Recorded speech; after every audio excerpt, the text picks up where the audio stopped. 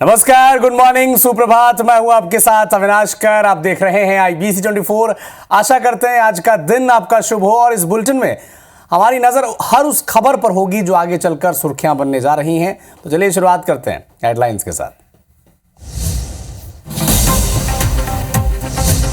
दिल्ली के चुनावी रण में चुनाव प्रचार करेंगे दिग्गज। RK पुरम में जनसभा को संबोधित करेंगे PM Modi. CM doctor Mohan Yadav भी करेंगे चुनावी सभा को संबोधित। दिल्ली विधानसभा चुनाव में प्रचार करेगी कांग्रेस महासचिव प्रियंका गांधी। बाबरपुर विधानसभा में करेंगी जनसभा। कांग्रेस के राष्ट्रीय अध्यक्ष मल्लिकार्जुन खड़गे मुस्तफाबाद में करेंगे प्रचार।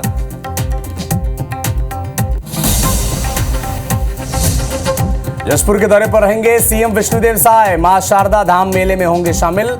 मां के दरबार में शीश झुका कर लेंगे आशीर्वाद।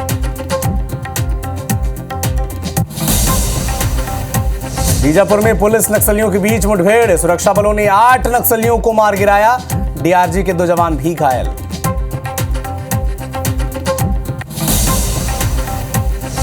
बिलासपुर में शिक्षक ठगी का शिकार। ऑनलाइन जॉब में मुनाफा कमाने का झांसा देकर करीब 49 लाख रुपए ठगे। MBA की छात्रा से करीब 24 लाख की ठगी।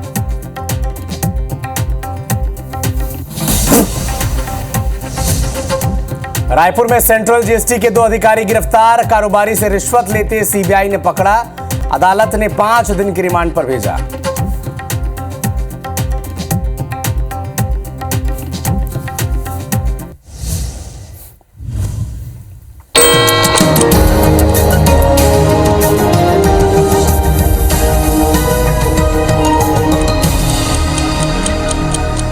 और अब नजर डालते हैं सुबह 7 बजे की 7 दूसरी बड़ी खबरों पर।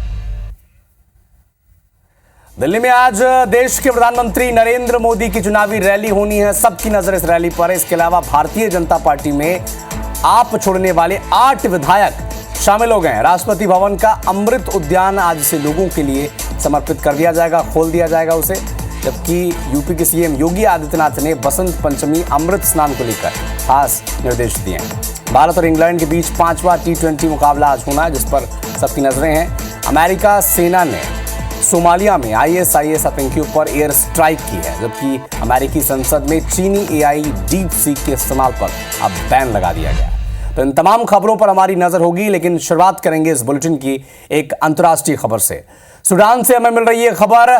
पैरामिलिट्री फोर्स का बाजार में हमला हो गया है। आम लोगों पर फोर्स ने हमला कर दिया है। हमले में 56 लोगों की मौत हो गई। सूडान में 158 लोग घायल हैं। निजी और सार्वजनिक संपत्ति को भी नुकसान पहुंचाया गया है। सूडान में 2 साल में 28,000 से ज्यादा लोग मारे गए हैं। अब तक लाखों लोगों ने पलायन किया है वहां से। सेना और अर्धसैनिक बल के बीच संघर्ष चल रहा है। यहां पर नागरिक और सेना के बीच का संघर्ष नहीं है, ना किसी पॉलिटिकल पार्टी का संघर्ष है, बल्कि सेना और अर्धसैनिक बलों में संघर्ष चल रहा है। और पैरामिलिट्री फोर्स ने बाजार में हमला कर दिया। सूडान के 56 लोगों की जान चली गई और 158 लोग घायल बताए जा रहे हैं।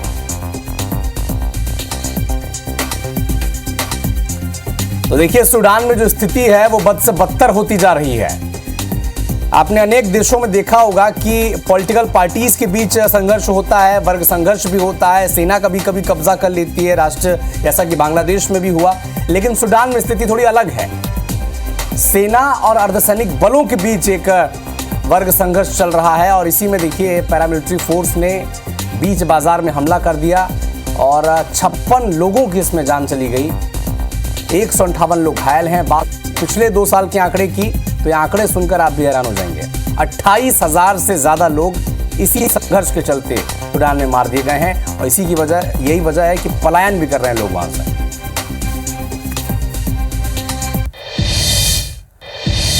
अमेरिका ने सोमालिया पर एयर स्ट्राइक कर दी है। अमेरिका सेना ने सोमालिया में ISIS पर अटैक किया है। राष्ट्रपति डोनाल्ड ट्रंप के आदेश के बाद यह एयर स्ट्राइक की गई है। गोलिस पर्वत इलाके में यह हमला किया गया। अमेरिका के कई ISIS आतंकियों को मारने का दावा किया गया है। ISIS के सीनियर अटैकर समेत कई आतंकवादी मारे गए हैं। आम नागरिकों को नुकसान नहीं पहुंचाया जा रहा है। इस बात का जिक्र भी अब हर तरफ हो रहा है। अमेरिका की सरकार भी यही दावा कर रही है। उनके निशाने पर केवल और केवल आतंकी हैं, कोई आम व्यक्ति अमेरिका सेना के निशाने पर नहीं है, ये दावा है अमेरिका का।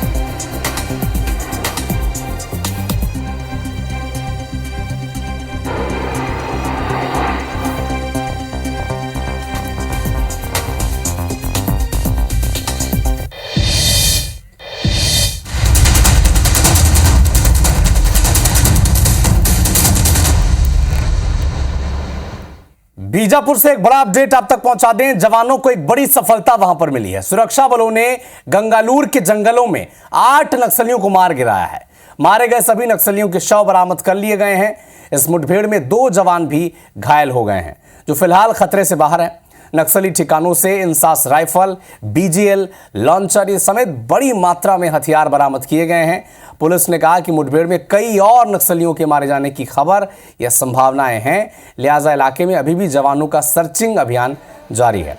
बताया जा रहा है कि थाना गंगालूर क्षेत्र में डीआरजी, एसटीएफ, कोबरा 202, सीआरपीएफ की 222 वाहिनी की संयुक्त टीम पश्चिम बस्तर डिवीजन नक्सलियों की उपस्थिति की सूचना उन्हें मिली थी और इसी के बाद जवानों ने सर्चिंग ऑपरेशन चलाया। मुठभेड़ के दौरान 8 नक्सलियों को मार गिराया। इस सफलता पर मुख्यमंत्री और डिप्टी सीएम विजय शर्मा ने सुरक्षा बलों को बधाई भी दी है।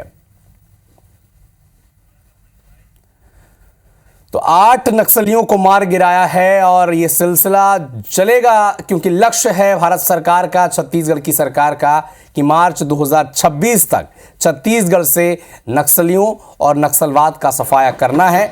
और इसी सिलसिले में पिछले 1 साल की बात करें तो 280 से ज़्यादा नक्सलियों को इस सरकार के दौरान, पिछले 1 साल की सरकार के दौरान सुरक्षा बलों ने मार गिराया है।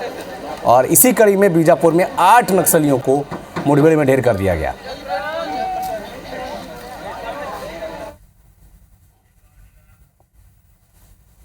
के बाद सर्चिंग के दौरान अभी तक 8 माओवादियों के शव हमें बरामद हुए हैं। साथ में ऑटोमेटिक हथियार जैसे इंसास और बीजीएल लॉन्चर के अलावा और कई सारे हथियार हमें बरामद हुए हैं। देखिए, जो तोड़का को लेकर बात करें तो वेस्ट बस्तर डिवीज़न जो है वो वहाँ उपस्थित रहता है, जिसमें गंगलूर एरिया कमेटी का क्षेत्र है। साथ में कंपनी नंबर 2 और प्लाटून नंबर 13, 12, 13 वहाँ मौजूद रहते हैं जनरली, तो उनके साथ ही मुठभेड़ हुआ है। इसकी प्रबल संभावना है कि कई नक्सली मारे गए हैं और घायल भी हुए हैं। हाँ, बीजापुर जिले के गंगालूर में नक्सलियों के साथ मुठभेड़ में नक्सलियों के 8 शव बरामद हुए हैं। ये हमारे सुरक्षा बल के जवानों की एक बड़ी सफलता है। मैं उनके साहस को सलाम करता हूँ। निश्चित रूप से नक्सलवाद समाप्त होकर रहेगा। नक्सलवाद अपनी अंतिम सांसें ले रहा है। भिंड में सराफा व्यापारी से करीब 50 लाख से ज्यादा की लूट का मामला सामने आया।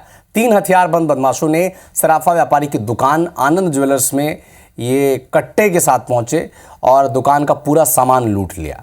पूरा मामला कोतवाली थाना क्षेत्र का है, जहां हनुमान बजरिया में आनंद ज्वेलर्स में लूट की वारदात की गई। स्थानीय लोगों ने पुलिस को सूचना दी, जिसके बाद पुलिस अधीक्षक असीत यादव, सदर विधायक नरेंद्र सिंह कुशवाहा भी मौके पर पहुंचे। व्यापारी का कहना है कि उन्हें ये मालूम नहीं है कि दुकान में कितने का माल था। हालांकि व्यापारी ने कम से कम 50 से 60 लाख रुपए की लूट का अनुमान लगाया है। तो ये 2 तस्वीरें देखिए, एक सीसीटीवी फुटेज जो बाद में सामने आया, जहां पर कट्टे की नोक पर ये दाखिल हुए और 50 से 60 लाख रुपए के जो ज्वेलरी थी वो लेकर भाग गए। और उसके बाद जब जांच की प्रक्रिया शुरू हुई और जो टीम पहुंची, ये उसकी तस्वीर दूसरी तरफ है। सराफा व्यापारी से लूट की वारदात, 3 हथियारबंद बदमाश पहुंचे, कट्टे की नोक पर 50 से 60 लाख रुपए की ज्वेलरी लेकर फरार हो गए।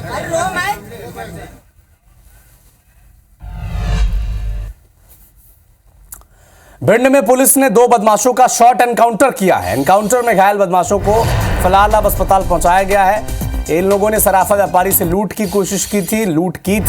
बंदूक की नोक पर गहने समेत नकदी की लूट हुई थी और भिंड पुलिस ने ये एक्शन लिया है।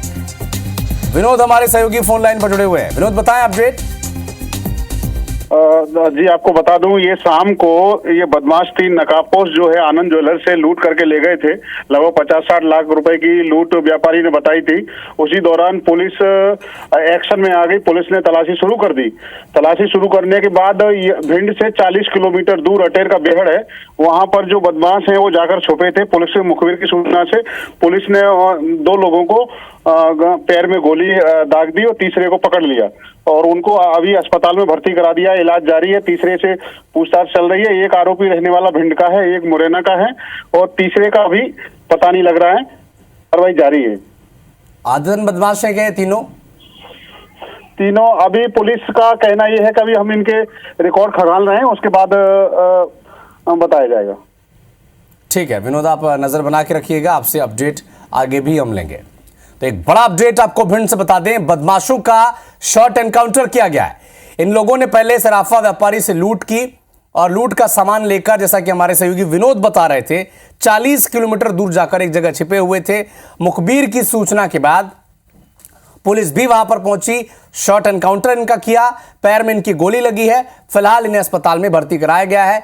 लूट के सामान के बारे में जो अपडेट है ये पुलिस खुद आकर थोड़ी देर में देने वाली है।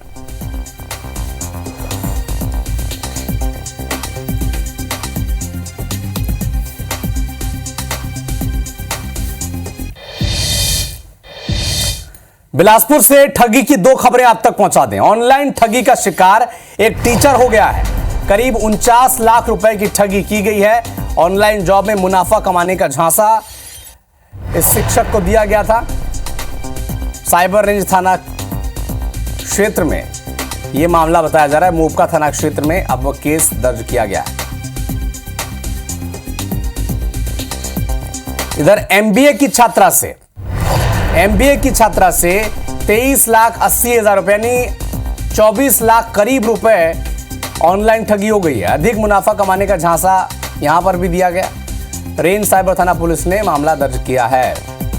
तो एक तरफ एक टीचर और दूसरी तरफ एक स्टूडेंट को ठग लिया गया।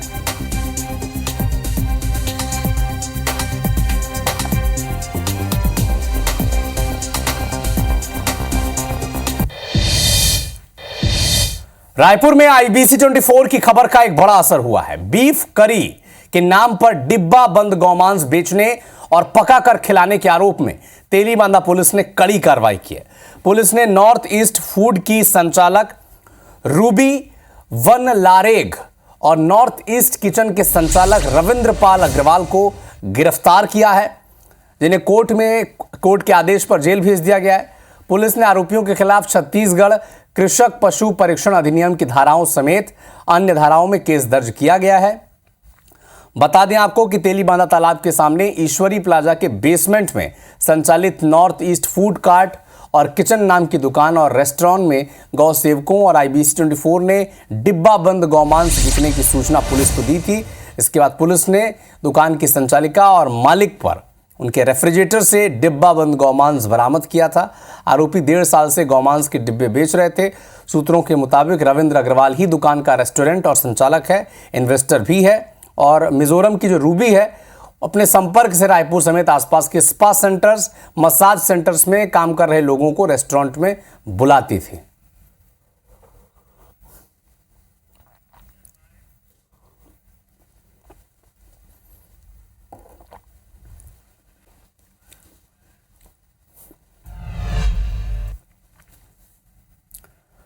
रायपुर से एक बड़ा अपडेट आप तक पहुंचा दें। सेंट्रल जीएसटी के 2 अधिकारी गिरफ्तार कर लिए गए। अधीक्षक भरत सिंह और विनय राय गिरफ्तार किए गए हैं। कारोबारी से रिश्वत लेते ये पकड़े गए थे। करेंसी टावर के पास 5 लाख रुपए की रिश्वत लेते वो पकड़े गए थे। दोनों अधिकारियों को सीबीआई ने विशेष कोर्ट में पेश कर रिमांड पर लिया था। सीबीआई ने पूछताछ के लिए 5 दिन की रिमांड पर उन्हें लिया गया था। 5 लाख रुपए की रिश्वत इन्होंने ली थी। सेंट्रल जीएसटी के 2 अधिकारी गिरफ्तार कर लिए गए हैं। सीबीआई ने पूछताछ के लिए 5 दिन की रिमांड पर इन्हें लिया था।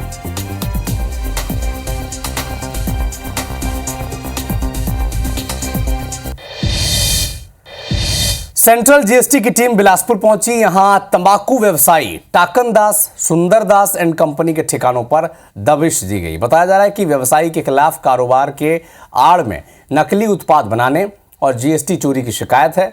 जीएसटी की टीम ने सरकंडा स्थित तंबाकू व्यवसायी टाकनदास सुंदरदास ट्रेडिंग कंपनी, जिसके प्रोपराइटर संजय आहूजा के घर और फैक्ट्री में दबिश दी, छापा मारा।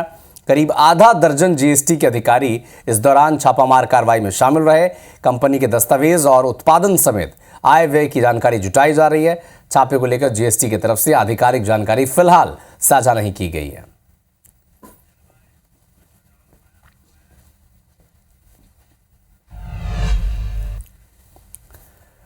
भोपाल में आईबीसी 24 की खबर का एक बड़ा असर हुआ है। अंबेडकर सेतु पर खराब फिनिशिंग को लेकर अब एक्शन लिया गया है।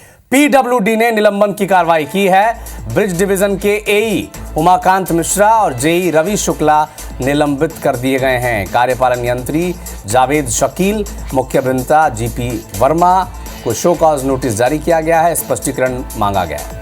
23 जनवरी को सीएम ने ब्रिज का उद्घाटन किया था और ब्रिज की फिनिशिंग में लापरवाही के चलते इन कर्मचारियों पर अब गाज गिरी। देखिए फिनिशिंग कैसा हुआ था। मुख्यमंत्री यहाँ पर उद्घाटन करने पहुंचे थे और ब्रिज के बाउंड्री में किस तरह से गैप है, जिसे हम आम बोलचाल की भाषा में छबाई कहते हैं, ये आप तस्वीरों के जरिए देखें। बनने से पहले ही क्रैक आ गए हैं, सीमेंट भी उखड़ रही है।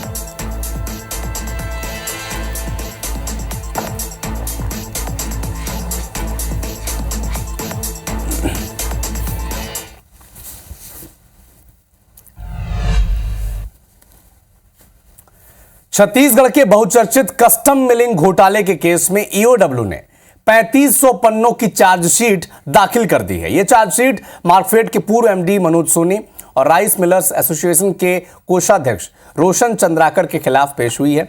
दोनों आरोपी अब तक न्यायिक हिरासत में हैं। मामले की जांच जारी है। आरोप यह है कि इस मामले में 140 करोड़ रुपए की अवैध वसूली हुई थी, जिसमें अफसरों से लेकर मिलर्स एसोसिएशन के पदाधिकारी तक शामिल हैं। जांच में पता चला कि एसोसिएशन के कोषाध्यक्ष रोशन चंद्राकर लेवी वसूलते और अफसरों को जानकारी देते, जिनसे रुपये नहीं मिलते उनका भुगतान रोक दिया जाता। 20 अक्टूबर 2023 को ईडी ने छापेमार कार्रवाई की, जांच शुरू की। फिलहाल ईओडब्ल्यू की स्पेशल कोर्ट ने चालान पर अगली सुनवाई 27 फरवरी की तारीख को तय की है।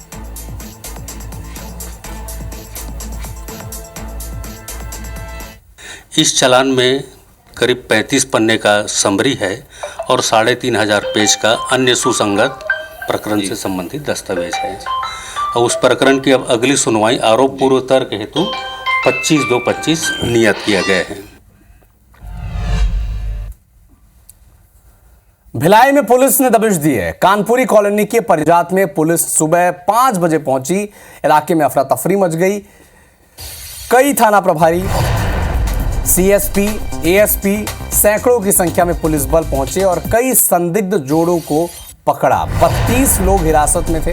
4 लड़कियां को भी इसमें शामिल थी। इनमें बिना वेरिफिकेशन ये लोग रह रहे थे। साल भर पहले ही ऐसी कार्रवाई हुई थी और कई थाना प्रभारी, सीएसपी, एएसपी सब वहां पर पहुंचे और 32 जोड़ों को गिरफ्तार किया गया।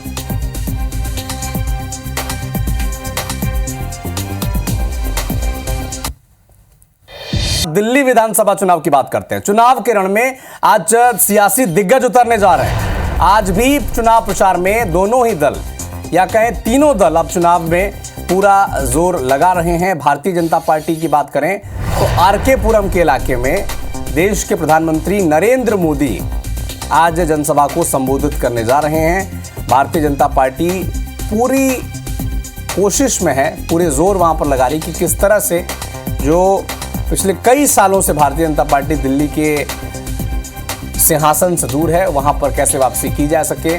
पीएम मोदी खुद जगह जगह प्रचार कर रहे हैं और पूरी भारतीय जनता पार्टी एक माहौल बना रही है कि केंद्र की जो डबल इंजन की सरकार अगर दिल्ली में मिल गई, जुड़ गई ये इंजन अगर दिल्ली के साथ, तो फिर विकास की जो गति है और तेज होगी दिल्ली में।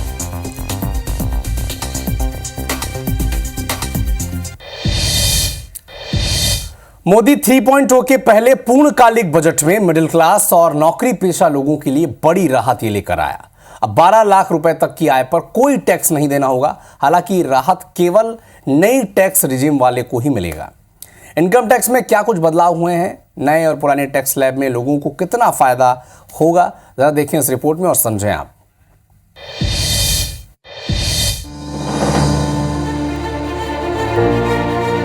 I am now happy to announce that there will be no income tax payable up to income of 12 lakh rupees.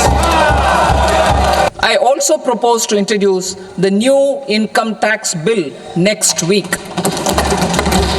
जैसा कि बजट से पहले मोदी सरकार ने संकेत दिया था, ये बजट आम आदमी और नौकरी पेशा लोगों के लिए समर्पित होगा।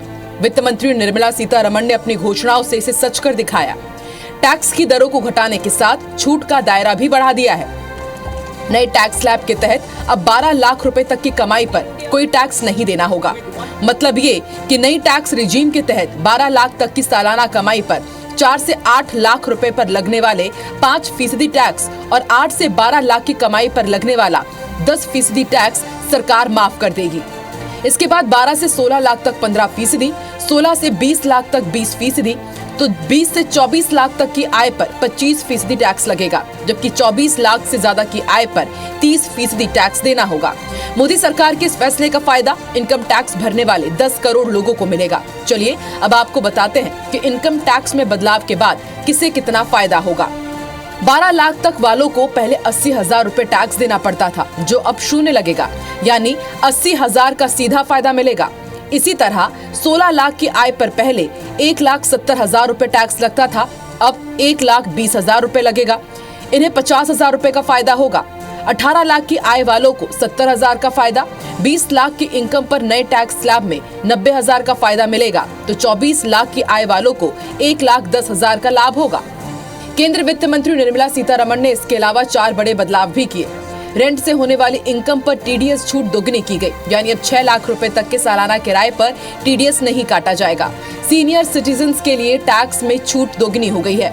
बुजुर्गों को उनके ब्याज पर मिलने वाली टैक्स छूट को 50,000 से बढ़ाकर 1 लाख रुपए कर दिया गया है। तो पुराने इनकम टैक्स रिटर्न फाइल करने की सीमा 4 साल कर दी गई है। वहीं मल्टीनेशनल कंपनीज में काम करने वाले कर्मचारियों को ई शॉप्स पर मिलने वाली छूट दुगनी कर दी गई है। पीएम नरेंद्र मोदी ने भी बजट साल 2025 का स्वागत किया और वित्त मंत्री और उनकी टीम की तारीफ करते हुए बजट को आम नागरिकों की जेब भरने वाला बताया।